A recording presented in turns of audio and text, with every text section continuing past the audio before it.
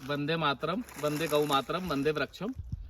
आज हम लोग देखिए घने जंगल में हैं और जहाँ तक आप देखेंगे बड़े बड़े आपको वृक्ष मिलेंगे और उसके बीच ही देखिए छोटे छोटे वृक्ष मिलेंगे और ये पूरी जगह पत्तों से ढकी हुई। देखिए आप यहाँ तक मेरे नीचे दिखाइए, पूरी जगह, जिसको हम अच्छादान कहते हैं या मल्चिंग कहते हैं।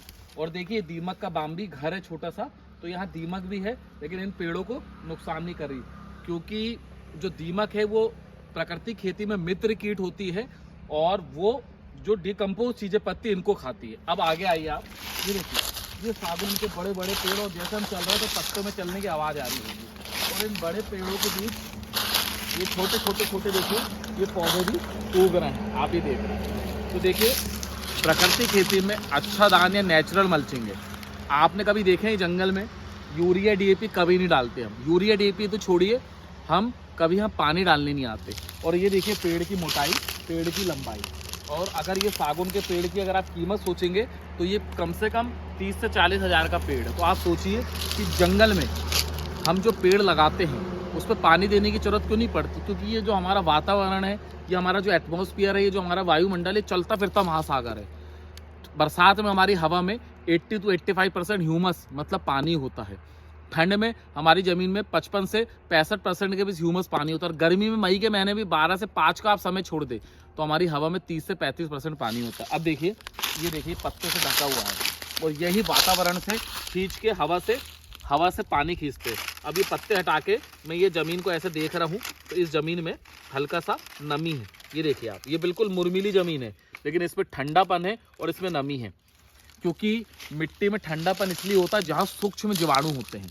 कभी आप जैसे अपने वहाँ पे जीवामृत या अमृत पानी या जीवाणु घोल आप बनाएंगे और उसको मई के महीने में दोपहर को 12 बजे भी आप धूप में रख देंगे और टंकी में एक नॉर्मल पानी आप रख देंगे, लेकिन जब आप शाम को उसमें हाथ डाल के देखेंगे तो जीवाणु वाला पानी अंदर से गर्म नहीं होगा और वो वाला पानी जो नॉर्मल हमने पानी रखे वो उकलता हुआ गर्म गर्म पानी लगेगा, हाथ जलन जैसा होगा।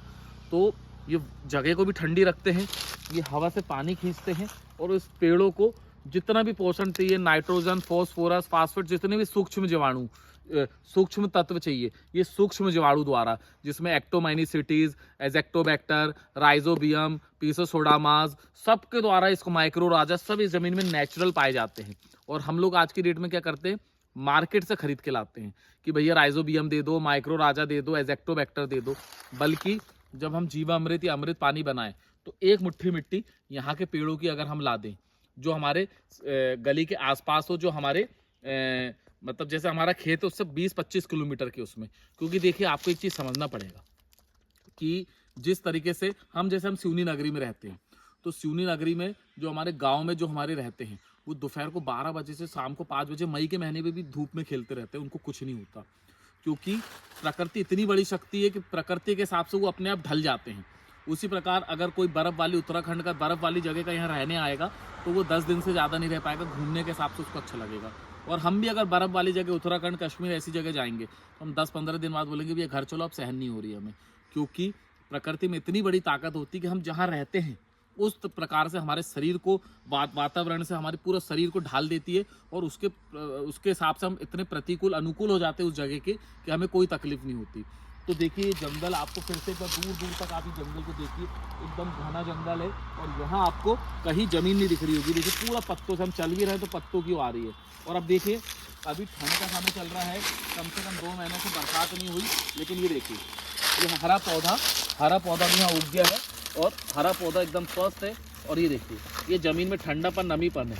अगर मैं ये ज़मीन को ऐसे कुचल रहा हूँ तो इस पर मेरे को नमी का एहसास हो रहा है और ये पत्तों से ढका है। तो ये एक जीता जागता एग्जाम्पल है कि जंगल में ये बीज गिरने से अपने आप उगे हैं और अपने आप उगने के बाद इस पर ना किसी ने पानी दिया ना कुछ दिया, सूक्ष्म तत्व के द्वारा, माइक्रो राजा के द्वारा नीचे से लगभग 15 फीट नीचे जाके इसके लिए पानी लाके इसको ऊपर दिया जा रहा है। और उसके अलावा अच्छादान मल्चिंग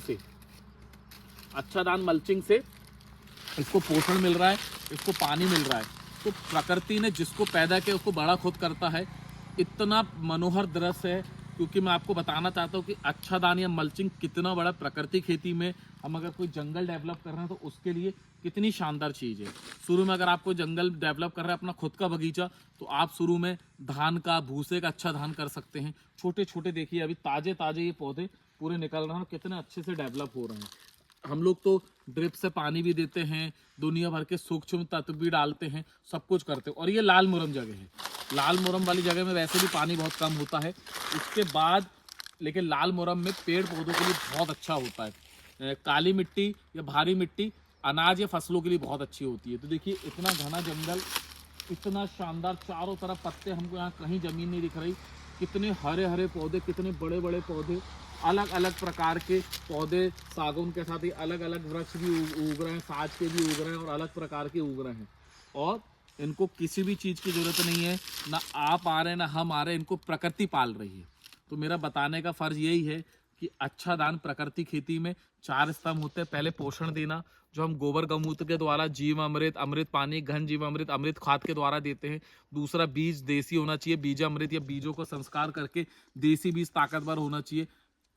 तीसरा है हमारा बापसा, मतलब पानी देने की विधि। तो पानी देने की विधि में ये प्रकार भी ह्यूमस बनना चाहिए, और इस जमीन में ऑर्गेनिक कार्बन भी बहुत ज़्यादा है और पानी देने के कारण इसकी शक्ति भी अच्छी, और यह ह्यूमस का बहुत अच्छा उत्पादन हो रहा है। चौथा अच्छा दान, देखिए अच्छा दान के कारण ही ये हमारे पूरे पेड़ पौधे जीवित है। धूप अगर तेज रोशनी में आती है तो पत्ते के नीचे छाव होती है, क्योंकि सूक्ष्म जीवों में क्लोरोफिल नहीं होता, वो धूप सहन ही नहीं कर सकते। तो ये पत्तों में ढकने के कारण, छाव रहने के कारण ये सूक्ष्म जीवाणु यहाँ पे बहुत अच्छे से काम करते हैं। लेकिन हम लोग क्या करते हैं, हम लोग काली ज़मीन मतलब पूरी नेक्ड ज़मीन, हम खाली ज़मीन कर देते हैं। कल्टीवेटर रोटावेटर चला के हमारी ज़मीन में अवशेष भी नहीं रखते हैं, उसको भी हम आग लगा देते हैं। सोचिए हम कितना गलत काम करते हैं। तो प्रकृति खेती में प्रकृति अपने आप में सही करती है। अगर आप प्रकृति खेती अपनाते हैं, उस पर गोबर गौमूत्र, फूल पत्ती, फल के रस, अच्छा दान, ह्यूमस, मल्चिंग, इसका प्रॉपर आप उपयोग करते हैं, बीज अमृत देसी बीज रख के संस्कार करते हैं और ह्यूमस का निर्भर करते हैं, तो इस तरीके से एक अद्भुत जंगल, इसमें अगर आप 1 एकड़ के इस जंगल का अगर पेड़ों की कीमत निकालेंगे तो लगभग 4 करोड़ तक होगी। 1 एकड़ में 4 करोड़ कीमत के पेड़ पौधे उग सकते हैं। तो मैं उस एक एग्जाम्पल के उससे बचा रहा हूँ कि अगर हम फसल भी लगाएं, हम अपने उस पर बगीचे भी डेवलप करें, तो हम बहुत अच्छे डेवलप कर सकते हैं, बहुत शानदार हो सकते हैं। इन पेड़ों का आप साइज़ देखिए, इनकी मोटाई देखिए, इनकी शक्ति देखिए कितनी शानदार है। उस प्रकार हम औषधीय गुण वाले अलग अलग प्रकार के पौधे लगा सकते हैं। तो मैं आज जंगल में आके आपको ये बताना चाह रहा था कि यहाँ ऑर्गेनिक कार्बन कितना अच्छा है, जो हमारी ज़मीन की आत्मा होती है, हमारी जगह कितनी सुंदर है। और प्रकृति खेती में अच्छा दान, मल्चिंग, अमृत है। प्रकृति खेती बहुत ज़्यादा शक्तिशाली है, बस आपको इसको समझना है। और 4 से 5 साल तक अगर आपने प्रकृति खेती अपना ली है, फिर आप अपनी ज़मीन में कुछ भी नहीं डालेंगे, तो इस तरीके से प्रकृति आपके बगीचे को, आपकी फसलों को, आपके खेत को संभालेंगे। तो धन्यवाद।